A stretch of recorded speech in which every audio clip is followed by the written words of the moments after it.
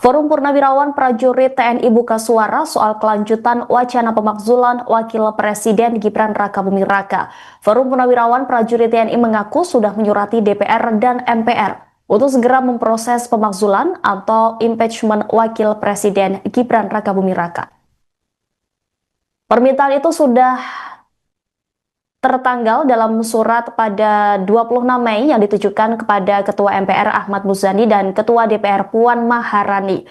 Terdapat 4 purnawirawan yang menandatangani, yakni Jenderal TNI Purnawirawan Fahrul Razi, Marsikal TNI Purnawirawan Hanafi Asnan, kemudian Jenderal TNI Purnawirawan Tiasno Sudarto, dan Laksamana TNI Purnawirawan Slamet Subianto. Sekretaris Forum Purnawirawan Prajurit. Download Tribun X sekarang, menghadirkan lokal menjadi Indonesia.